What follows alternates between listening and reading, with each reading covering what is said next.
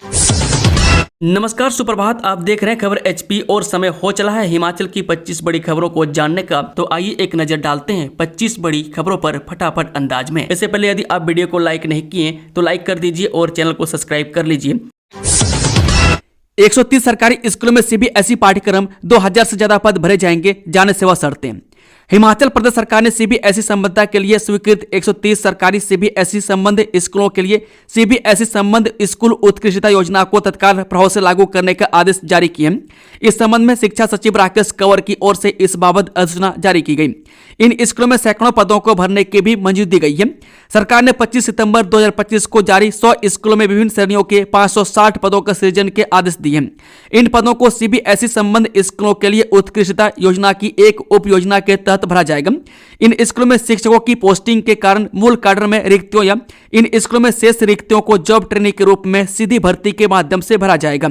इसमें प्रवक्ता भूगोल के 51, प्रवक्ता संगीत और वाद्य यंत्र 76, प्रवक्ता आईपी 8, प्रवक्ता मनोविज्ञान 97, प्रवक्ता ललित कला 93, प्रवक्ता संस्कृत 64, प्रवक्ता समाजशास्त्र 77, प्रवक्ता अर्थशास्त्र 1, प्रवक्ता अंग्रेजी 69 व शारीरिक शिक्षा में डिप्लोमा के 24 पद भरे जाएंगे।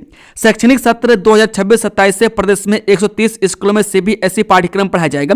शिक्षा विभाग ने शिक्षकों की नियुक्ति, सेवा शर्तें, ट्रांसफर नीति और विशेष भत्ते को लेकर विस्तृत प्रावधान तय कर दिए गए हैं। घर द्वार में मिलेंगे गाड़ियों के परमिट, ड्राइविंग लाइसेंस, फिटनेस प्रमाण पत्र, बैठक में फैसला। हिमाचल के लोगों को अब परमिट, ड्राइविंग लाइसेंस, फिटनेस प्रमाण पत्र सहित अन्य परिवहन सेवाओं के लिए परिवहन विभाग के कार्यालय के चक्कर नहीं काटने पड़ेंगे। विभाग की ओर से इन सुविधाओं को ऑनलाइन किया जा रहा है। यह जानकारी उप मुख्यमंत्री मुकेश अग्निहोत्री ने राज्य परिवहन विकास एवं सड़क सुरक्षा परिषद की बैठक की अध्यक्षता करने के बाद मीडिया को दी। उन्होंने कहा कि सरकार मोबाइल फिटनेस ऐप एवं ऑटो अप्रूवल मैकेनिज्म लागू करने जा रही है। वाणिज्यिक वाहनों का डिजिटल फिटनेस परीक्षण फोटो एवं जीपीएस आधारित साक्ष्यों के साथ किया जाएगा।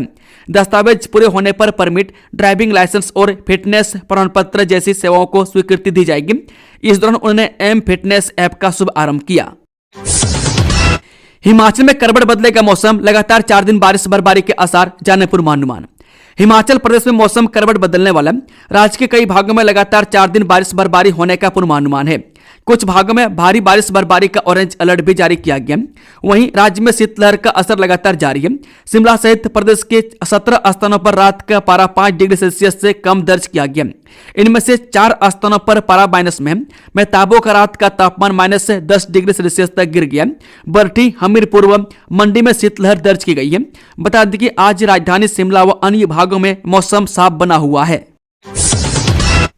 घरेलू उपभोक्ताओं को अप्रैल से राहतें, इतनी सस्ती होगी बिजली, संशोधित याचिका दायर करेगा विद्युत बोर्ड। हिमाचल प्रदेश राज्य विद्युत बोर्ड 2026-27 के लिए बिजली दरें तय होने से पहले हिमाचल प्रदेश से विद्युत नियामक आयोग में संशोधित टैरिफ याचिका दाखिल करेगा। इसमें मौजूदा घरेलू दरें और कम करने की सिफारिश की जाएगी। इससे प्रदेश में अप्रैल 2026 से घरेलू बिजली दरों में 5 से 7 पैसे प्रति यूनिट तक की कटौती की तैयारी है। प्रदेश में हजारों घरेलू उपभोक्ताओं की ओर से स्वेच्छा से सब्सिडी छोड़ने पर प्रदेश सरकार बिजली दरें बढ़ाने के पक्ष में नहीं है। हिमाचल में सीबीएसई स्कूलों के लिए नियम व गाइडलाइन तय, शिक्षकों की होगी चयन प्रक्रिया, अतिरिक्त मानदेय भी मिलेगा। हिमाचल प्रदेश ने सीबीएसई स्कूलों के लिए नए नियम और दिशा निर्देश तय किए। इसमें सरकारी शिक्षकों के लिए एक सब कैडर बनेगा, जिसके लिए प्रवेश परीक्षा देनी होगी। चयनित शिक्षकों को अतिरिक्त मानदेय मिलेगा और उन्हें प्रशिक्षण भी दिया जाएगा। अंग्रेजी व गणित के लिए विशेष शिक्षकों की भर्ती होगी। छात्रों की संख्या के आधार पर पद सृजित होंगे तथा स्कूलों की वार्षिक रैंकिंग भी की जाएगी। इस शिवकिला में भारतीय सेना ने खोला पर्यटक सुविधा केंद्र, सीमावर्ती पर्यटन को मिलेगा बढ़ावा, बच्चों की पढ़ाई पर खर्च होगी कमाई। जब भारतीय सेना ने तिब्बत से सटे शिवकिला क्षेत्र के नमग्या में एक नया पर्यटक सुविधा केंद्र समर्पित किया। यह केंद्र सीमावर्ती पर्यटन को बढ़ावा देगा और यात्रियों को आवश्यक सुविधाएं प्रदान करेगा। इसकी आय का उपयोग नमग्या, खाब और तासिकगंग गांवों के मेधावी छात्रों को ऑनलाइन कोचिंग देने में किया जाएगा। यह पहल स्थानीय आजीविका को सशक्त करेगी और सैन्य नागरिक समन्वय को मजबूत करेगी। 28 फरवरी तक पंचायती चुनावों की सभी औपचारिकताएं हो पूरी। हिमाचल प्रदेश में पंचायती राज संस्थाओं एवं शहरी निकायों के आगामी चुनावों को लेकर प्रशासनिक तैयारियां तेज कर दी गई है। प्रदेश राज्य चुनाव आयुक्त अनिल खाची ने अधिकारियों को मतदाता सूची का प्रकाशन, उसकी प्रिंटिंग और आरक्षण रोस्टर से जुड़े सभी कार्य 28 फरवरी से पहले पूरा करने को कहा। आरक्षण रोस्टर को लेकर उच्च न्यायालय द्वारा भी 28 फरवरी तक की समय सीमा निर्धारित की गई है।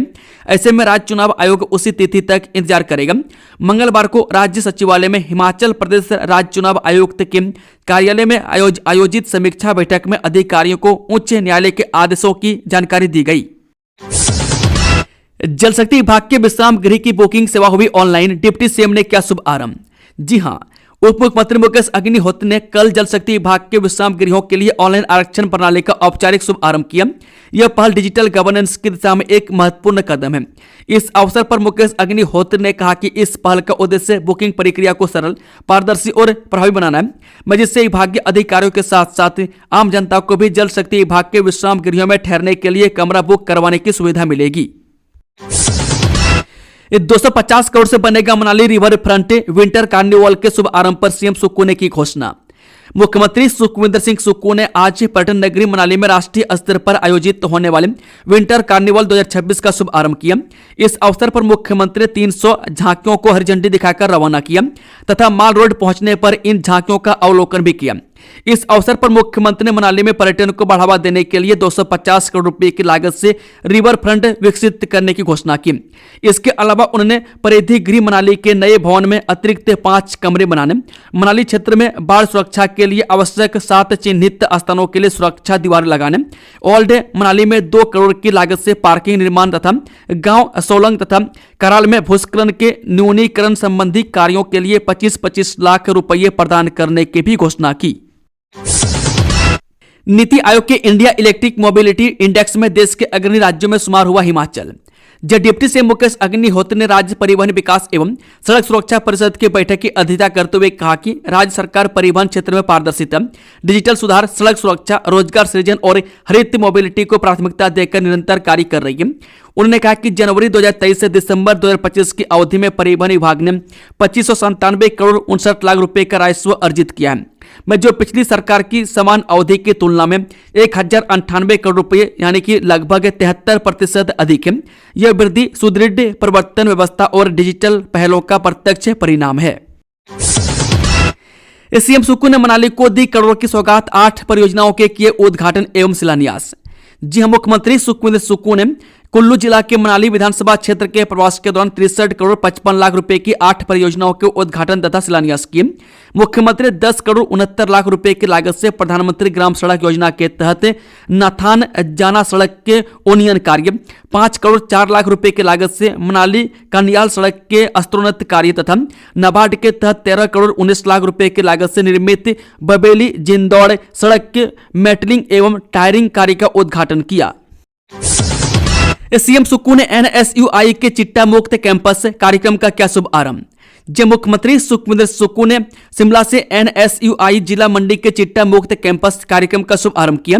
इस अभियान के मुख्य उद्देश्य स्कूल व कॉलेज परिसरों में युवाओं को नशे, विशेषकर चिट्टा के दुष्प्रभावों के प्रति जागरूक करना तथा उन्हें शिक्षा, खेल और सकारात्मक गतिविधियों से जोड़ना है। इस अवसर पर मुख्यमंत्री ने कहा कि एनएसयूआई मंडी का चिट्टा मुक्त कैंपस अभियान प्रदेश सरकार के नशा मुक्त हिमाचल के विजन को मजबूती प्रदान करता है तथा प्रदेश में चिट्टा सहित नशे के खिलाफ चलाए जा रहे राज्य सरकार के अभियान को और गति प्रदान करता है। उन्होंने इस पहल की सराहना करते हुए कहा कि युवाओं को नशे से दूर रखने के लिए इस प्रकार के अभियान अत्यंत आवश्यक होते हैं। सीबीएसई स्कूलों पर बड़ा फैसला, फिक्स सैलरी पर 5 साल के लिए रखे जाएंगे टीचर। राज्य सरकार ने सीबीएसई स्कूलों को चलाने के लिए नई गाइडलाइन और प्रोसीजर जारी कर दिया। अब कुल 130 सरकारी स्कूलों को सीबीएसई के तहत चलाया जाएगा। में इसका सब कैडर घोषित कर दिया गया। इन्हें सीबीएसई स्कूल ऑफ एक्सीलेंस से नाम दिया गया। इनके लिए सरकारी टीचर्स के 560 पद सृजित किए गए। ये पद अभी 100 स्कूलों के लिए है। इस चुनावों से पहले मंत्रिमंडल विस्तार और फेरबदल, परखी जाएगी मंत्रियों की परफॉर्मेंस। हिमाचल प्रदेश मंत्रिमंडल में जल्दी विस्तार होगा, में साथ ही फेरबदल भी किया जाएगा। यह ऐलान मंगलवार को मुख्यमंत्री ठाकुर सुखविंदर सिंह सुक्खू ने कुल्लू में पत्रकारों के सवालों के दौरान किया। यही नहीं, सीएम ने यह भी कहा कि जल्द ही मंत्रियों की परफॉर्मेंस भी जांची जाएगी। मुख्यमंत्री मंगलवार को मनाली में राष्ट्रीय स्तरीय विंटर कार्निवल के शुभारंभ अवसर पर पत्रकारों से बातचीत कर रहे थे। उन्होंने कहा कि मनाली में 250 करोड़ की लागत से एक रिवर फ्रंट बनाया जाएगा। में सीएम ने कहा कि राजस्व विभाग में कुछ समय बाद रजिस्ट्री घर बैठे ही हो जाएगी। हिमाचल में आपदा से निपटने को सरकार उठाने जा रही है बड़ी कदम, कैबिनेट में जाएगा यह मामला। हिमाचल में आपदा प्रबंधन को और अधिक प्रभावी बनाने की दिशा में सरकार बड़ा कदम उठाने जा रही है। भारी बारिश और बर्फबारी के दौरान प्राकृतिक आपदाओं के संवेदनशील छोटे पहाड़ी राज्य में राहत और बचाव कार्य में तेजी लाने के लिए अब निजी हेलीकॉप्टरों को किराए पर लेने की योजना पर विचार किया जा रहा है। यह अहम प्रस्ताव जल्द ही राज्य मंत्रिमंडल की बैठक में रखा जाएगा, में जहां इस पर अंतिम फैसला लिया जा सकता है। में सरकार का मानना है कि दुर्गम और प्रभावित क्षेत्रों तक त्वरित पहुंच सुनिश्चित करने में यह व्यवस्था बेहद कारगर साबित हो सकता है। हिमाचल में 15% से अधिक कामगार पाए गए अपात्र, फिजिकल वेरिफिकेशन में बड़ा खुलासा। हिमाचल प्रदेश में कामगार शारीरिक रूप से कितने फिट हैं, इसको लेकर वेरिफिकेशन का दौर जारी है। भवन एवं अन्य शनिवार ने कामगार कल्याण बोर्ड के अध्यक्ष नरदेव सिंह कंवर ने कहा कि बोर्ड में पंजीकृत करीब 4,76,000 कामगारों की फिजिकल वेरिफिकेशन और ई-केवाईसी की प्रक्रिया प्रदेश भर में जारी है, ताकि अपात्र लोगों को सूची से बाहर किया जा सके और पात्र कामगारों को बोर्ड की विभिन्न कल्याणकारी योजनाओं का लाभ मिल सके। येलो लाइन से सोलन में खत्म होगी पार्किंग की समस्या, 1500 वाहन हो सकेंगे पार्क। जिस सोलन शहर में लंबे समय से चली आ रही पार्किंग की समस्या अब धीरे धीरे सुलझती नजर आ रही है। बढ़ती आबादी और वाहनों की संख्या के कारण शहर की सड़कों पर अव्यवस्थित पार्किंग आम समस्या बन चुकी थी। इससे न केवल ट्रैफिक जाम लगता था, बल्कि आम लोगों को भी भारी परेशानी का सामना करना पड़ता था। इसी समस्या से निजात दिलाने के लिए नगर निगम सोलन ने शहर में येलो लाइन पार्किंग व्यवस्था लागू करने की पहल शुरू कर दी है, जिससे शहर में व्यवस्थित पार्किंग की सुविधा उपलब्ध हो सकेगी। नगर निगम सोलन ने शहर में पार्किंग व्यवस्था सुधारने के लिए येलो लाइन लगाने का कार्य शुरू कर दिया। इस योजना के तहत सड़क के किनारे निर्धारित स्थानों पर वाहनों की पार्किंग की अनुमति दी जाएगी। पहले चरण में 700 मीटर रनिंग एरिया में येलो लाइन लगाई जा रही है, जिससे लगभग 150 वाहनों को पार्क करने की सुविधा मिलेगी। यह पहल शहर की यातायात व्यवस्था को सुचारू बनाने की दिशा में एक अहम कदम मानी जा रही है। इस सैलरी फिक्सेशन लाभ के लिए ज्वाइनिंग डेट नहीं, नियुक्ति पत्र की तारीख निर्णायक। हाईकोर्ट। हिमाचल प्रदेश हाईकोर्ट ने सैलरी फिक्सेशन के वित्तीय लाभ के एक मामले में अहम फैसला दिया। हिमाचल हाईकोर्ट की सिंगल बेंच ने ऑर्डर दिए हैं कि सैलरी फिक्सेशन के लाभ के लिए नियुक्ति पत्र जारी होने की तिथि निर्णायक है, न कि ज्वाइनिंग की तारीख। हिमाचल हाईकोर्ट में संजीव कुमार बनाम स्टेट ऑफ हिमाचल प्रदेश मामले में जस्टिस संदीप शर्मा ने ये ऑर्डर जारी किए।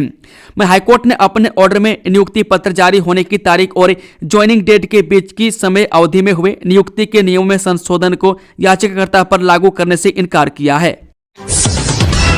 हिमाचल में साधु की जटाएं दाढ़ी काटने पर बवाल, नशे में धूत होकर हंगामा करने का आरोप, क्रॉस एफआईआर दर्ज।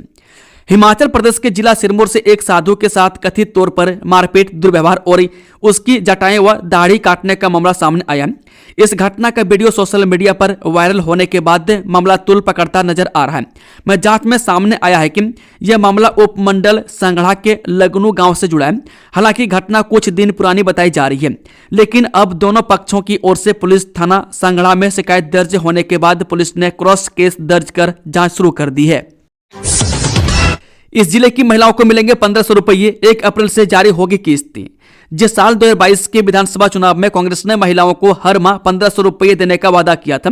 चुनाव के बाद महिलाओं को 1500 रुपये न मिलने पर कांग्रेस सरकार विपक्ष के निशाने पर थी। अब सीएम सुक्खू ने घोषणा की है कि 1 अप्रैल से मनाली विधानसभा क्षेत्र के सभी महिलाओं को इंदिरा गांधी सुख सम्मान योजना के तहत 1500 की राशि जारी की जाएगी। यह घोषणा मुख्यमंत्री सुखविंदर सिंह सुक्खू ने पर्यटन नगरी मनाली के मनु रंगशाला में जनता को संबोधित करते हुए की।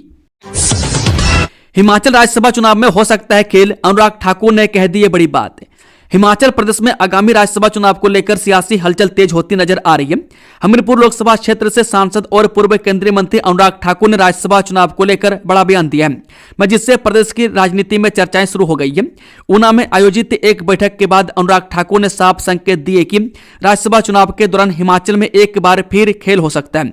उन्होंने कांग्रेस सरकार की अंदरूनी खींचतान और प्रशासनिक अस्थिरता को इसके लिए जिम्मेदार ठहराया है।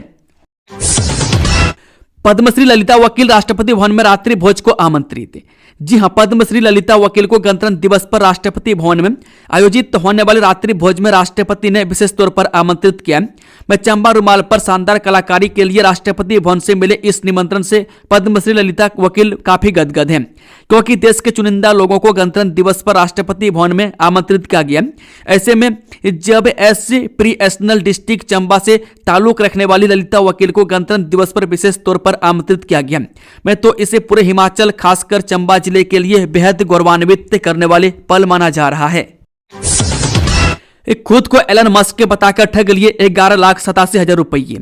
राजधानी शिमला में साइबर ठगी का एक चौंकाने वाला मामला सामने आया, जहां इंटरनेट मीडिया के जरिए शिमला के एक व्यक्ति को अंतर्राष्ट्रीय कारोबारी एवं टेस्ला कंपनी के सीईओ एलन मस्क बनकर ठग लिया।